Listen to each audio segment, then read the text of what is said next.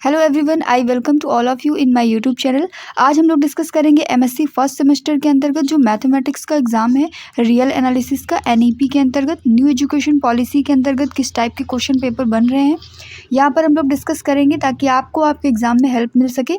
So real analysis का ये question paper है। अगर आप एमएससी कर रहे हैं तो आपको ये क्वेश्चन पेपर ज़रूर देखना चाहिए ताकि आपको अंदाज़ा लग सके कि किस टाइप का क्वेश्चन पेपर बन रहा है। सो यहाँ पर 3 सेक्शंस होते हैं। सो हम मूव करते हैं फर्स्ट सेक्शन की तरफ। सेक्शन नंबर ए जो कि शॉर्ट आंसर टाइप क्वेश्चंस का रहता है। यहाँ पर सारे क्वेश्चंस कंपलसरी होते हैं और हर एक क्वेश्चन 5 मार्क्स को कैरी करता है।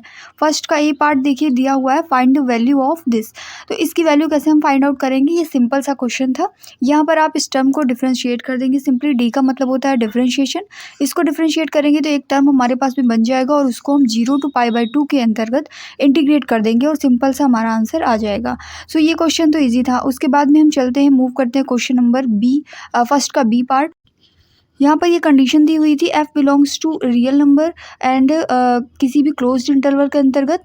और एक कंडीशन और है कि एफ एक्स यानी कि फंक्शन हमारा जो है वो 0 से ग्रेटर या इक्वल होना चाहिए for every x belongs to that close interval a and b. Then हमें शो करना था कि integration a to b f d alpha is greater or equal 0।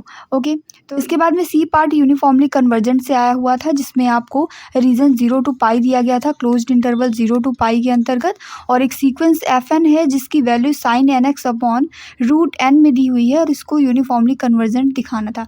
तो यूनिफॉर्मली कन्वर्जेंट को शो करने के लिए हमारे पास कई सारे मेथड्स हैं जिसमें से कॉची जनरल प्रिंसिपल भी हम अप्लाई कर सकते हैं, साथ में वेस्ट्रास एम टेस्ट भी लगा सकते हैं। सो इस तरीके से ये सारे मेथड्स हमारे सिलेबस में दिए हुए हैं। तो ये सारा कुछ कॉमन ही है, कोई नया क्वेश्चन नहीं बना कि बिल्कुल अलग से बन गया है, सारा कुछ सिलेबस से ही आया हुआ था। So that the series, part number D है, so that the series converges uniformly on R. ये चीज़ ध्यान में रख के चलिएगा कि यूनिफॉर्मली कन्वर्जेंस से 2 to 3 क्वेश्चंस बनते ही बनते हैं। फिर चाहे आप बीएससी में हो या एमएससी में, रियल एनालिसिस में यूनिफॉर्मली कन्वर्जेंट टॉपिक बहुत ही इंपॉर्टेंट है। इसमें एब्सोल्यूट कन्वर्जेंट का भी एक कॉन्सेप्ट है, उसको भी ध्यान से पढ़ लीजिएगा। और यूनिफॉर्मली कन्वर्जेंट से भी क्वेश्चन बनते हैं। यहाँ पर आप देख सकते हैं कि 2 क्वेश्चन सीधे सीधे से बन गए, एक सी पार्ट और एक डी पार्ट भी बना हुआ है। यहाँ भी इसे यूनिफॉर्मली कन्वर्जेंट ही शो करना है। इसके बाद में देखिए पावर सीरीज़ जो बहुत इंपॉर्टेंट टॉपिक है। पावर सीरीज़ आपका बीएससी में भी है और एमएससी में भी। सो पावर सीरीज़ के यहाँ भी देखिए 2 क्वेश्चंस बने हुए थे। एक तो ये पावर सीरीज़ दी हुई है, सिंपली इसकी radius of convergence find out करनी है और यहाँ भी एफ नंबर पार्ट जो है इसकी भी radius of convergence he find out करनी है। ज़्यादा से ज़्यादा इसमें रेडियस ऑफ कन्वर्जेंट का एक थ्योरम है वो पूछ लिया जाता है या फिर सिंपली रेडियस ऑफ कन्वर्जेंट निकालने के लिए आ जाता है। सो रेडियस ऑफ कन्वर्जेंट निकालने के लिए हमारे पास 2 ही फॉर्मूले होते हैं और अलग अलग टाइप के क्वेश्चंस में वो फॉर्मूले अलग अलग तरीके से यूज होते हैं। जिनमें पावर एन कट जाती है उनमें एन पावर वाला फॉर्मूला यूज होता है।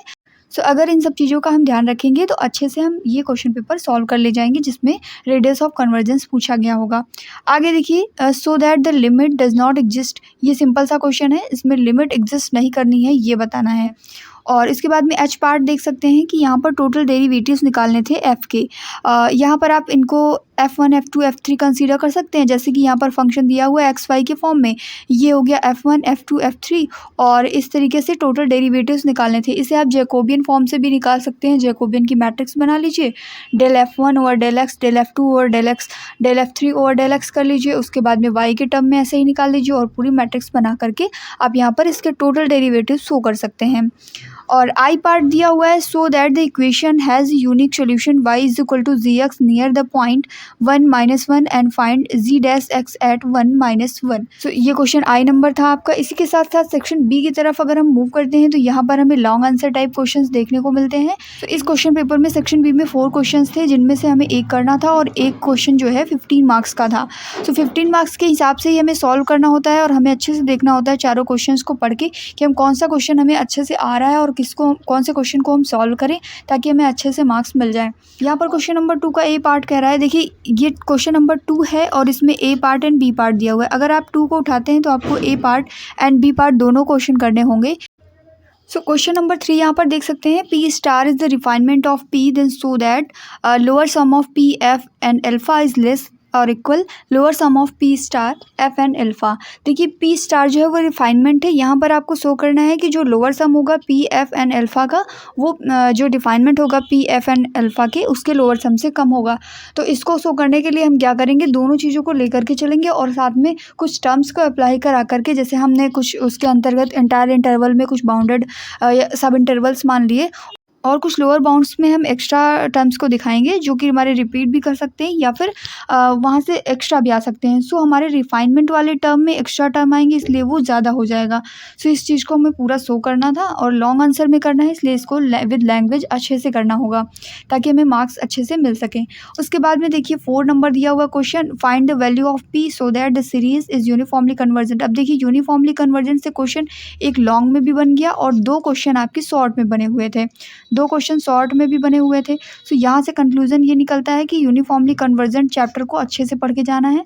साथ में पावर सीरीज़ के क्वेश्चंस भी शॉर्ट में बनते हैं, साथ में लॉन्ग में बन सकता है थ्योरम वाला क्वेश्चन। सो यहाँ पर देखिएगा यूनिफॉर्मली कन्वर्जेंट का एक क्वेश्चन आया और इन चारों में से हमें एक करना था। अब यहाँ पर देखिए 4 नंबर क्वेश्चन के 2 पार्ट हैं। अगर आप पार्ट 1 कर रहे हैं तो आपको सेकंड पार्ट भी यहाँ पर कंपलसरी करना ही है, तभी ये क्वेश्चन कंप्लीट माना जाएगा। ये 5 नंबर भी दिया हुआ है, so that the series can be integrated term by term on close interval 0 to 1 while it is not uniformly convergent. See here uniformly convergent से एक और क्वेश्चन।